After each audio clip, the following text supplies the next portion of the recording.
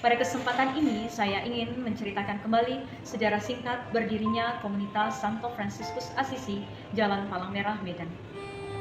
Bapak Fransiskus adalah seorang yang bersemangat misioner, dan paling jelas kelihatan ketika peristiwa perjalanannya ke daerah kaum muslim. Juga dari cerita-cerita lain kita tahu Bapak Fransiskus bersama dengan para saudaranya sering melakukan perjalanan mengembara mewartakan Injil. Pada tahun 1920, Mere Bertil yang menjabat sebagai pimpinan umum kongregasi SFD di Dongen bersama dengan dewannya memutuskan bahwa akan mengutus para suster misionaris. Hanya saja semuanya soal waktu.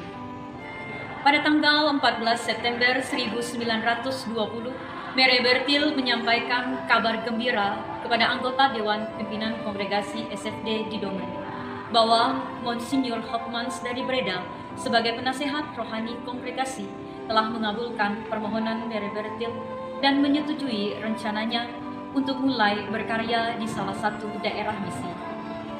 Dalam suratnya yang tertanggal 13 November 1920, Monsignor Hopmans menganjurkan pada Mere Bertil supaya cari kontak dengan Yang Mulia Monsignor Partivicus Bos OFM Kap, Vikaris Apostolik dari Nederland, Borneo, yang pada waktu itu sedang cuti di Holland.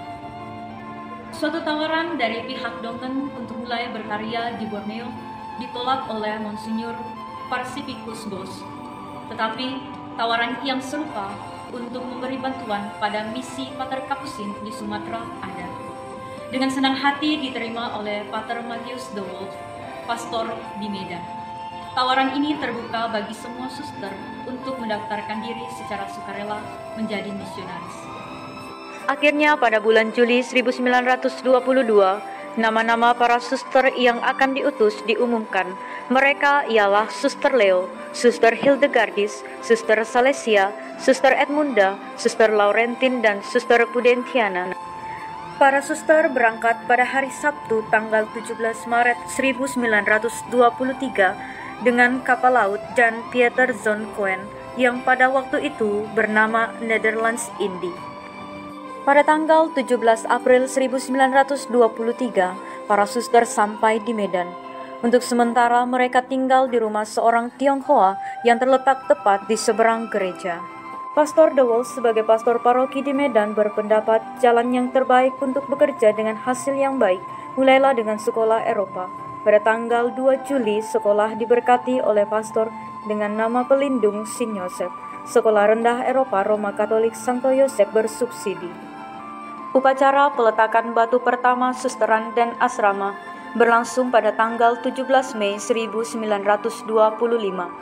Pada tahun 1926, rumah suster dan asrama di Medan sudah siap dan dibuka dengan resmi.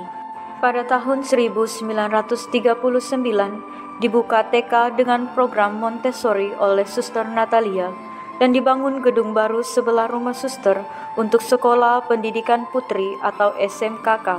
Sekolah Rendah Eropa Roma Katolik atau SD Santo Yosef Medan diserahkan ke keuskupan untuk dikelola. Sejak tahun 1979, SKP Santa Maria beralih menjadi SMP Santa Maria Medan. Mengingat peminat SMKK semakin berkurang, maka SFD mendirikan SMA pada tahun 1989 dengan nama SMA Santa Maria Medan. Di samping itu, SFD juga mengelola TK Santo Yosef Medan, yang semuanya bernaung di bawah Yayasan Setia Medan. Semangat para suster misionaris yang ditanamkan telah bertumbuh dan berbuah di hati suster-suster pribumi. Semangat ini pun ingin diwartakan oleh suster-suster pribumi dengan mendengarkan kebutuhan gereja dan masyarakat setempat. Motivasi dasar untuk memperkembangkan komunitas adalah ingin mewujudkan kasih Kristus di mana para suster berkarya.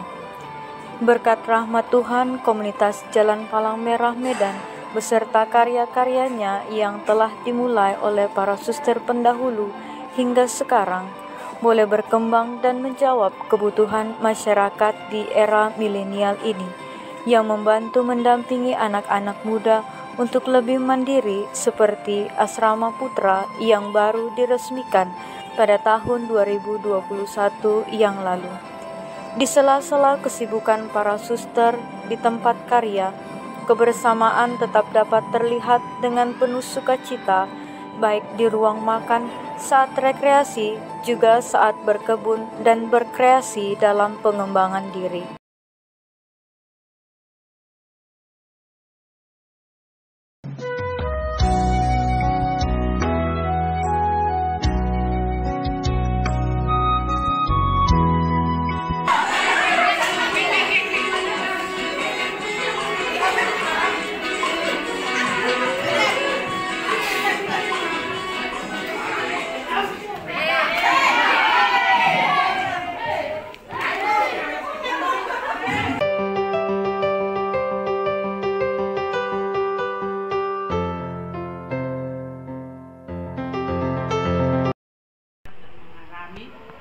Memang sudah sungguh-sungguh sudah berarti semuanya. Seperti ayam ini. Ya. Itu jadi.